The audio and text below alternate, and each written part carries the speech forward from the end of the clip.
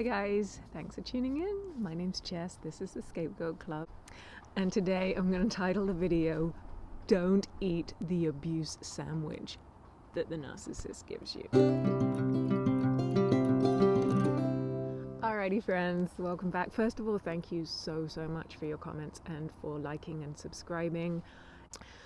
Without further ado, today's video I want to talk about the challenges we have when we get communication from a narcissist which is contradictory, and I'm calling it the abuse sandwich.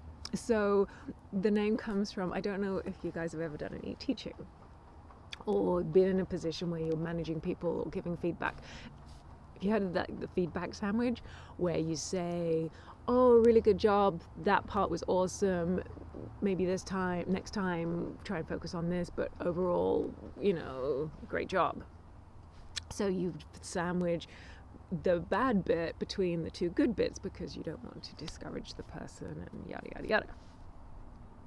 So what I see though in some of the communication I've had from difficult people, and I have also seen it in other situations, is something I'm going to call the abuse sandwich. Disclaimer, I'm not a qualified psychologist. I don't know that anybody that I'm talking about is narcissistic. However, I do believe that a lot of the behaviors that my family exhibit and enact are narcissistic, and that's the spirit in which I'm making these videos.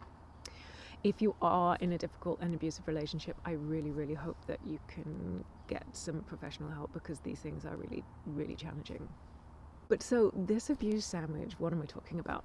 Okay, well, this is kind of like a typical letter I would get from my parents would go something like this. Dear Chess,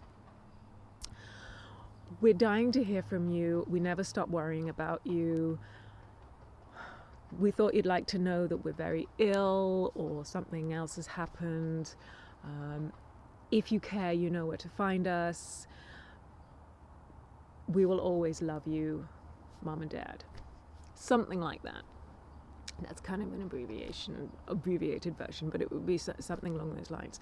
So I look at it. Okay, so they start off, Dear Chess, and they'll say something like how much they care about me, or what good people they are to worry about you. They're good parents. They're doing their duty, right? So that's the good part. Then I get the abuse, which I'll go into in a sec, and then they sign it off with, but we love you. So it's really confusing because it's dressed up as really nice, but the bit in the middle is like, what is that? And also, especially if it depends on what the bit in the middle is, whether it's covert abuse or overt abuse.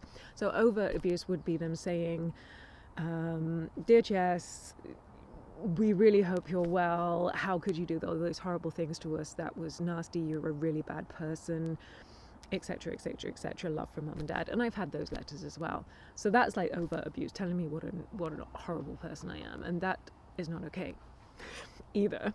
But the covert abuse is really interesting. So going back to my first letter, where I said, they might say, oh, yeah, we're ill. I've had so many of these letters and phone calls. Oh, we're ill. You probably don't care, but if you do, you know where to find us. Such emotional blackmail right there. Of course I care. Of course I don't want you to be ill. Of course I don't. I'm not a heartless bitch. I'm not. But that doesn't negate from the fact that our relationship is toxic. You're emotionally abusing me. Our previous communication, you're ignoring our previous communication where I've said we need to address these issues. You've whitewashed over that. You have accused me of things I haven't done. You're trying to call on my conscience as a good person and a dutiful daughter because you're ill and therefore I should be in touch with you if I cared. And then but because you sign off love Mum and Dad, that doesn't make it okay. It's saying one thing, doing another. And it's so confusing when you're in it, but if you guys are in that, I really hope that you can look at the entirety of any communication and just really kind of pick it down as to, is it what they say it is? Because if it's not, then don't eat the abuse sandwich. You don't even go there. I don't know if you should, or I think it's futile, I should say, to address a lot of the abuse with the narcissist. They either don't want to know, will deny it, or just pretend that it's you that's abusive rather than them. There's no point. I think the point is to understand and realize yourself that just because you can dress it up nicely doesn't mean that it's supportive, decent, open, honest, heartfelt communication. Just because they say it's love doesn't mean it is love. It might be their version of love, but it might be an ugly, controlling, manipulative kind of reality that really isn't love. So I hope that helps a bit. Little short one for today from my beautiful, happy springtime flowers. As always, please take care of yourself.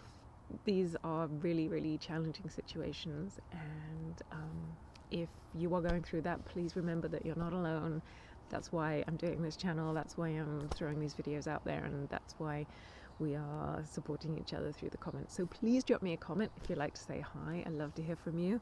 And like, subscribe if you feel that you can. I have a Patreon account as well for financial donations, but otherwise I just want to send you positive vibes, and don't eat the sandwich. Thanks so much, friends. Take care. I will talk to you soon. Bye.